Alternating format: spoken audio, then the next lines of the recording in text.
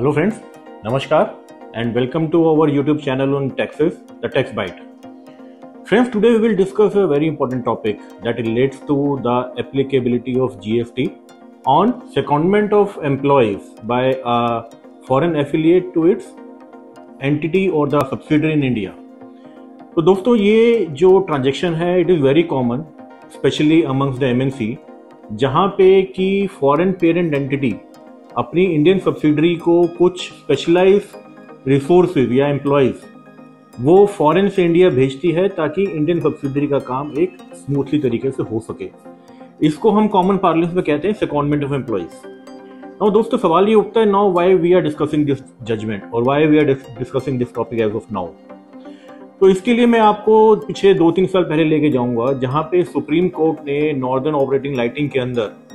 एक जजमेंट दिया था सर्विस टैक्स रिजीम के लिए on the same subject. Supreme court ने उस केस के अंदर they have analysed the agreements which were available और व्हिच वर साइंड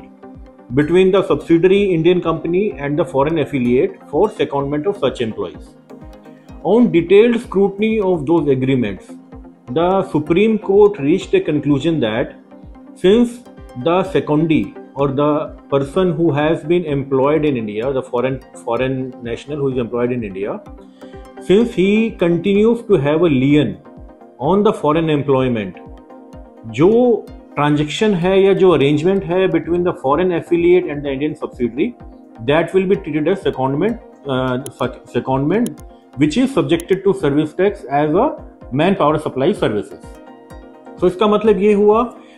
कि एग्रीमेंट के सब्सटेंस के हिसाब से one have to analyse the agreement in granular detail and keeping in view the substance of that transaction, all such secondment can be subjected to service tax as per the supreme court judgement. Now this was the first aspect that we need to understand. Now, subsequent to that Supreme Court judgment, the field formation issued the notices left, right, and center, of course, to the MNCs, asking the GST from 2017, maintaining that the Supreme Court judgment is equally applicable to the GST regime. उसके बाद government ने CBIC ने circular number 5 of 2023 issue करा,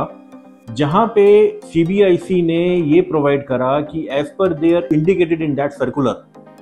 CBIC was of the view that judgment of Supreme Court in Northern Operating, though issued under the service tax regime, has implication under the GST regime as well. इसका मतलब कि supreme court की judgment की value की implication GST regime के अंदर भी बनती है as per that CBIC circular. No friends, इसके बाद मैं this was the second aspect which I wanted to highlight before you. The third aspect which has to be noted is the recent development in the various high courts across the country. I would specially take the case of the Delhi High Court in the case of Metal One. In that judgment, what Delhi High Court has said, they negated the applicability of GST on the secondment of employee by the foreign affiliate to the Indian subsidiary. Now, question arises on what basis have they said? इसके answer के लिए मैं आपको again पीछे 2-3 साल में लेके चलूंगा, जहां पे CBIC has issued various circulars and instructions to clarify about the applicability of various provisions under the GST law. सबसे पहले I will draw your attention towards circular number 210 of 2024, which pertains to clarifications given by CBIC on the valuation of services or the valuation of supplies. Reference has been invited in that circular to Rule 28 of CGST Rules 2017, wherein it has been provided that wherever a recipient is entitled to the full ITC, then the value mentioned on the invoice will be treated as a open market value. Open market value, जैसे आपको पता है, is a concept under the Section 15, the valuation aspect under the CGST Act 2017, wherein they have mentioned that in case the value is not, transaction value is not a value on which the GST can be levied, then the open market value has to be adopted for levying the GST. इस circular को जो हमने अभी बात करी 210 of 2024, CBIC ने conclude करा by saying that in case a service is provided by a foreign affiliate to the Indian subsidiary, the related party, and that Indian subsidiary is entitled to 100% ITC, and if that Indian subsidiary has not issued an invoice, then the value of that supply would be taken as zero, resulting into zero GST. मतलब कि यदि Indian subsidiary ने invoice issue नहीं करा गया है तो ये माना जाएगा कि open market value of that supply is zero, क्योंकि टैक्सेबल वैल्यू जीरो है इसलिए जीएसटी भी जीरो होगा। नाउ सवाल ये आता है कि how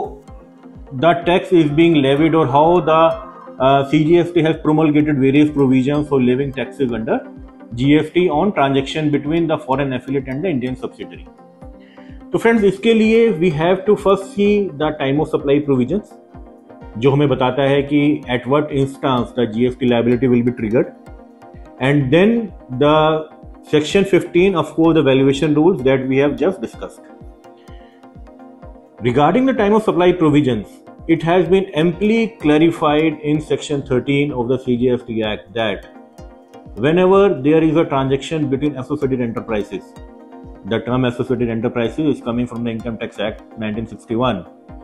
which means the parent and subsidiary, and there are various scenarios which has been covered over there. So whenever there is a transaction between associated enterprises, the time of supply would be the instance when the Indian subsidiary would pass an accounting entry in its books of account, full stop.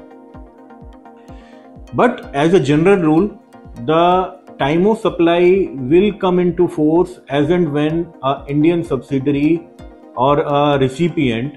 who is liable to pay GST whenever he is receiving the services from unregistered service provider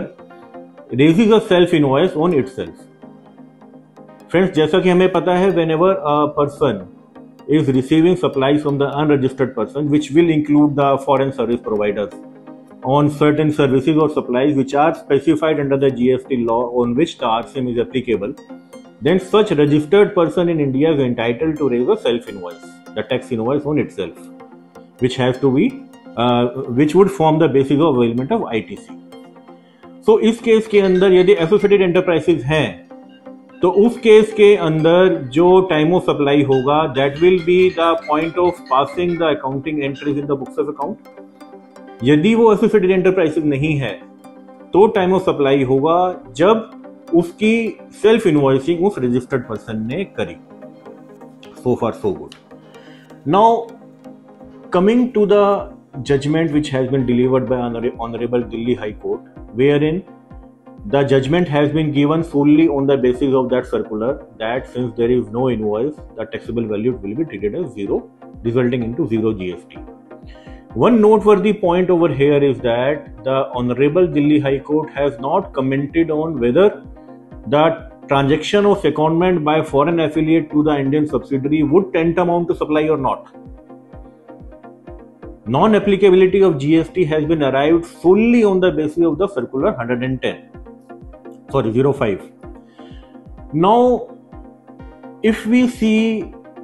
collectively the provisions of time of supply which I have just mentioned,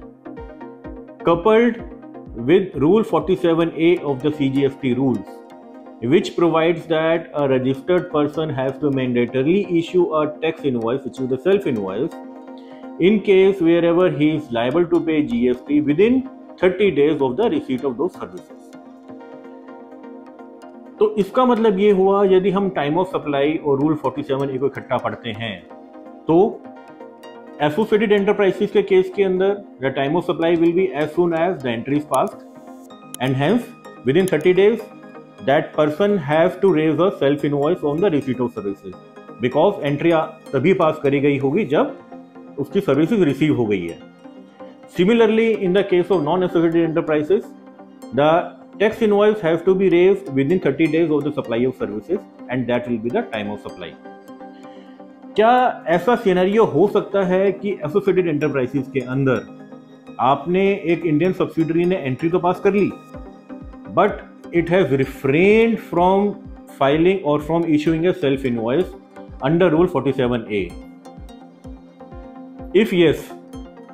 then probably the benefit of that circular can be taken, wherein they have mentioned that if no invoice,